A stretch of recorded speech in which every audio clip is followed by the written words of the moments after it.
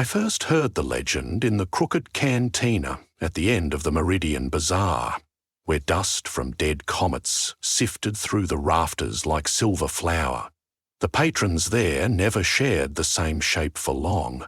One moment a lean meteor herder, the next a swirl of sentient gas, yet every tongue repeated the tale, as if bound by an oath older than orbits. They spoke of a smith who did not hammer bronze or steel, but tempered the pure shade between starbeams, crafting panoplies for fugitives that once blazed at the heart of systems.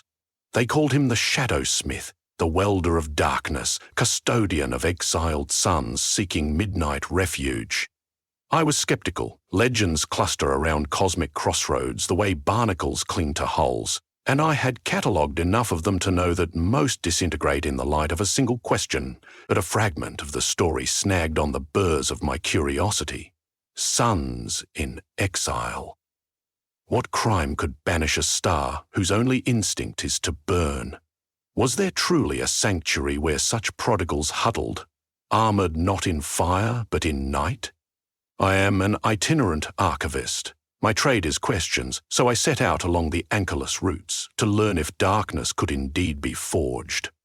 The first clue arrived by accident, somewhere between the remnant nebula of Kesh and the black ice rings of Barat. My skiff's instruments registered a faint pulse of non-light, a negative radiance, as though a spear of nothingness had been thrust through the fabric of space. It lasted less than a heartbeat, but its signature matched no natural phenomenon. I altered course, following successive flares of the same impossible frequency, until I reached an abandoned relay station orbiting a dead dwarf. Inside its hollow core, someone had scratched a map into a panel, concentric circles like ripples in an invisible pond, converging on a single glyph. A hammer drowning in night. Farther and farther I travelled, guided by other cryptic marks. Scorchings on asteroid flanks, patterns of silence in radio static, gravitational eddies shaped like clenched fists. Eventually the stars thinned, as if reluctant to witness what lay ahead. The only constant was the queer sensation that my vessel moved not through space, but through layers of veils, each woven of heavier gloom. My running lights looked sickly, stifled. Even sounds inside the cabin landed dull, wrapped in muffling cloth. On the 25th standard day, I reached an expanse absent from every star chart. A gulf, so unlit it devoured even the faint sheen of cosmic dust. In the centre loomed a forge unlike any I could have imagined, a spidering lattice of platforms and bridges, all wrought from materials that drank photons the way parched soil drinks rain. Arches swept upward, intersecting like the ribs of an impossibly vast creature, and at their heart beat a crucible of swirling darkness. No fire flared there, yet heat washed over my hull hard enough to set warning klaxons screaming. I cut power, glided in on inertia, and anchored to a platform whose runes whispered that my arrival had been expected. I stepped out, wearing an enviro shroud whose glow was a child's nightlight against that indomitable gloom. The structures thrummed, vibrating my bones with rhythms older than gravity. Then a figure emerged. He was neither giant nor dwarf, neither humanoid nor utterly alien. He was a silhouette sculpted from the boundary between present and absent. Where his outline met my light, edges shimmered like oil on water. A belt of tools ringed his waist, each adze and anvil stone composed of the same anti-luminescence as the forge. "You heard a story," he said, the words arriving in my skull without trespassing through ears. "I am the story." His voice sounded like metal cooling sigh and shudder both. I introduced myself, asserting my harmlessness, but he waved aside the formalities. "Harmless is the dust on a moth's wing until it clogs a star's throat," he said, which silenced me. At last I asked whether he truly wrought armour from darkness for exiled suns. Instead of answering, he beckoned me along a gantry toward the crucible's mouth. The railing was warm, though no light touched it. "Watch," he instructed. A sphere drifted toward the basin, a sun, but crippled. Its surface fissured, its corona flickering like a candle hammered by wind. I realized with a shiver that I was close enough to scorch if it still blazed at full glory. Yet the star's brilliance was strangled, as though an invisible net pinned its flames. It descended into the crucible. The smith raised a hammer twice his size. He swung, yet when the hammer struck there was no clang, only a yawning hush, a pocket of deeper silence that seemed to pull at my organs. Each blow moulded darkness around the sun, turning fire into embers, embers into embers under glass. Layer upon layer, the star disappeared beneath plates of shadow, until all that remained was a sphere of polished void, reflecting nothing. "Rise," the smith commanded. The armored sun obeyed. It rotated once, freed of its own radiation. What power once overwhelmed anything near now stayed leashed behind lacquered night. The star, no longer luminous, bowed to its maker and drifted toward alcoves where a dozen similar shapes rested, like pearls hidden in a thief's purse. "Why?" escaped my lips before I could phrase it politely. The smith rested the hammer on his shoulder. "Because they asked. Suns do not ask, they burn." "They do, until the cosmos decrees their burning a crime." He gestured, and images bloomed in the air. Systems in rebellion, where planetary councils petitioned for cooler heavens, warring civilizations wielding artificial mirrors, hurling light at each other, refugee flotillas scorched by flares no orbit-engineered shield could endure. Across these vignettes marched a single refrain. Stars blamed as weapons. Councils passed edicts. Corporations filed injunctions. Watchers carved runes of exile. Some were chained with damping fields. Some smothered with carbon shrouds. Others targeted for premature harvest to feed quantum furnaces. A few, he continued, found me. He knelt beside his crucible. "I give them what they cannot give themselves: stillness. Inside this armor they are not weapons. They may traverse the corridors beyond midnight, carrying warmth to cold places that choose it, not impose it." I should have left then, satisfied, but the architect in my marrow scratched for more. "How did you learn to weld darkness?" "By failing to contain my own," he said. The silence that followed weighed centuries. Then he touched my chest with a finger light as vapor, and memory that was not mine flooded me. A bright young star singing in his arms, a child of his forging, perhaps, or a friend. They wandered spiral arms, sowing life. Yet life grew unruly, hoarded radiance, raised kingdoms that clashed. They pled with the star to choose sides. Its flares became weapons, its warmth a bribe. Empires rose in its orbit. When conflicts reached crescendo, they chained the star, milking its power until even its father, this Shadow Smith, could not undo the fetters without ripping half the sector apart. So he performed a smaller mercy. He quenched it. He hammered plates of singular night around the star, suffocating its scream, giving it peace, costing him its light forever. Since that day, he has offered the same absolution to any sun that begs or is begged for reprieve. The memory retreated, leaving me trembling. I asked what price he demanded. "Only honesty," he replied. "But honesty is unbearable for most." He faced me squarely, darkness dancing around his brow like crown of ink. "What do you hope to take from this forge, archivist? A tale? A proof no other scholar possesses?" I started to answer, felt vanity strangle words. Was my quest altruistic? Or the thirst to brand a myth as mine? His silence called forth truths I had not acknowledged. That I too sought armor, not of shadow, but of narrative. A shield forged from things witnessed, valiantly recorded, so the chaos of existence could not consume me. Chronicles, I believed, were bulwarks against oblivion. Without them, I feared I mattered no more than dust drifting across empty void. He must have seen all that, because his next statement was mercilessly gentle. "Your parchment shields will tear under the first storm." I kneeled, equal parts shame and wonder. "Then what is left?" only the living of the story, which is always brighter and darker than the telling. He turned his gaze to his pantheon of masked suns. Choose. Leave? Forget me, continue to collect tales as talismans, or stay and assist my work. But know that to hammer darkness is to invite it into yourself. I thought of the star he had once loved, entombed for mercy. I thought of the suns sleeping in alcoves, and of civilizations spared their scorch, but also their dawn. Was the smith a savior or a monster? The question braided itself. I realized a legend is not a pedestal, but a pivot. From it, you decide which direction to walk.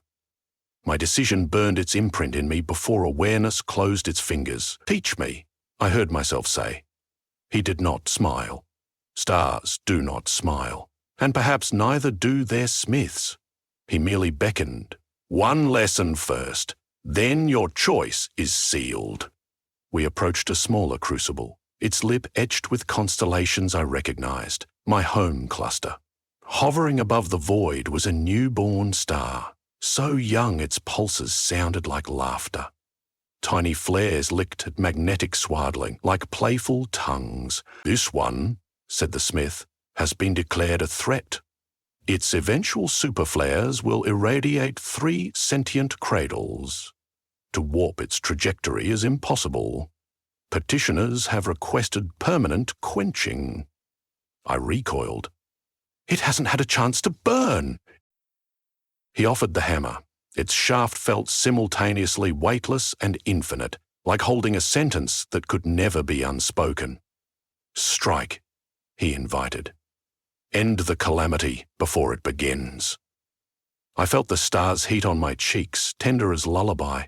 In that warmth lay all probable joys and tragedies of species not yet born. Futures branched, some where the star incinerated worlds, others where its light nourished them. My arm trembled. The hammer thirsted for verdict. At last I lowered it. I cannot, I said. Because you believe the star deserves choice? Because I refuse to make the cosmos neater by making it poorer. Risk and radiance are kin. The smith accepted the hammer back. Then you have learned the first law. Shadow may shelter light, but only light chooses whether to shine or scald. A smith shapes, he does not decree. He gestured, and the newborn sun drifted away, free to chart its uncertain saga. Then he faced me. You may remain, not as acolyte, but as witness. Record not with ink, but with skin. Know that each armor I forge is a wound I dress, and a scar I carve on the sky. Will you bear that burden? I nodded, though terror iced my veins, because I understood that refusal would fracture something essential. So I stayed. Years or seconds, time there unspooled in eccentric loops, bled together as I learned the craft. Darkness, contrary to folklore, is not absence but substance, viscous, obedient to will, yet forever hungry. We decanted it from interstitial pockets where failed realities collapse, straining it through lattices of regret to purify its grain. We sang equations, forging resonance that coaxed the substance into filaments, then braided those filaments into mail so fine it could slip between photons and slumber. Hissing rivets of oblivion sealed plates to stellar flesh. All the while I listened to each son's confession, their remorse for unwitting wars, their fear of annihilation, their bafflement at the notion that to burn is sin. Some raged, scorching our anvils before surrendering. Others wept neutrino tears. I became midwife to their silence. Yet unease coiled in me. Was I abetting cosmic tyranny, helping frightened empires muzzle their own dawning? The question festered, until the eve we received an envoy from the Council of Radiant Harmony. They dragged behind them a star whose brilliance had already been maimed by photon nets. The envoy's representative, a being of crystalline prisms, declared, "This sun's flares destabilize our economic equilibrium. Forge its armor at once."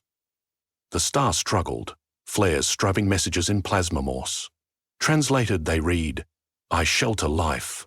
They will freeze without me. Mercy.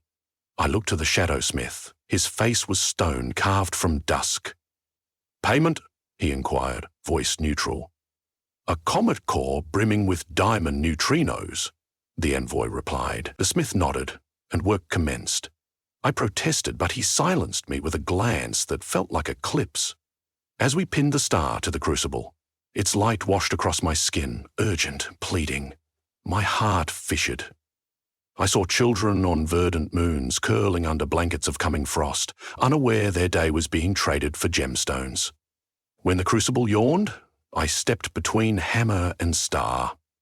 No, I declared. The forge quaked. The smith's voice fell like anvils. You break the covenant. I fulfill it, I said, surprising myself. You taught me that the smith shapes but does not decree. This decree belongs to fear, not the star. The envoy hissed, brandishing treaties. I ignored them. The star's flames blistered my suit, but I held my ground. Fire may scold, but so does night. Let those who fear work to adapt, not to smother. Silence stretched, thinner, thinner, until it snapped. The smith lowered his hammer. He dismissed the envoy with a gesture so final their escorts fled, diamond neutrinos forgotten. We severed the nets and watched the star rise, battering the forge with songs of gratitude. It shot into space, a gold arrow. At its heels, dawn followed like cheering refugees. Afterward, the smith and I stood amid the wreckage of half-molten gantries. You have unmade what I made, he said, though not accusingly. What will you do when hunters return? I will tell the story, I answered, not to shield myself, but to ignite whoever hears, so they remember that light belongs to itself. For that, he murmured, you need no armor. He extended the hammer. Its once relentless edge had softened, as though tempered by possibility. Take it.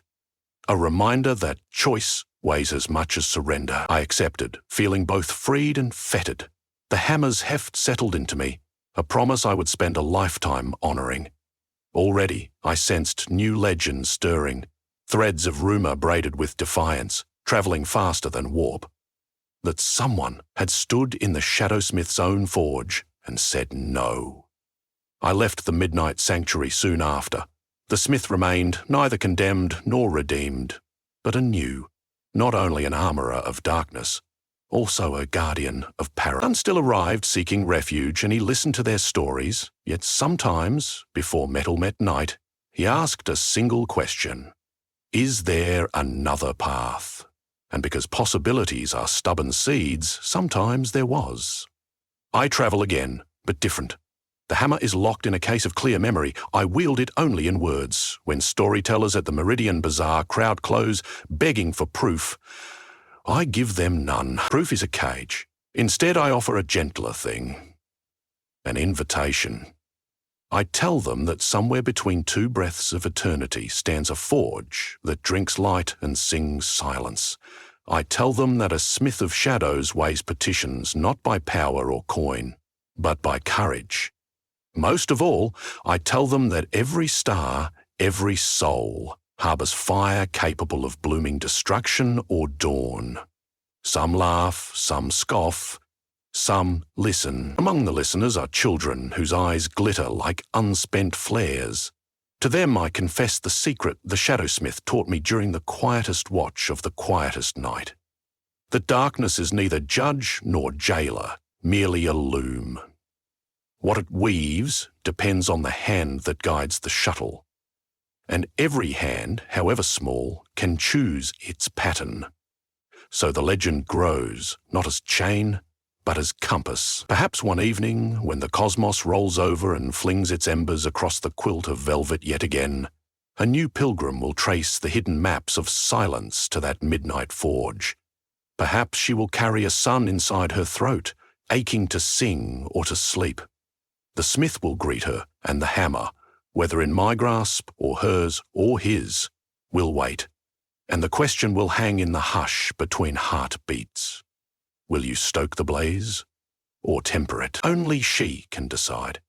As for me, I keep walking, cradling stories not as armour against oblivion, but as lanterns to share. When I tire, I gaze at the sky. Among the constellations glimmers one pearl of perfect darkness, orbiting nowhere, seen only by those who remember. I raise my hand, salute the unseen smith, and whisper a vow older than fission. Burn if you must, hide if you must, but choose. Always choose, and the heavens, armoured and unarmoured alike, roar their silent answer.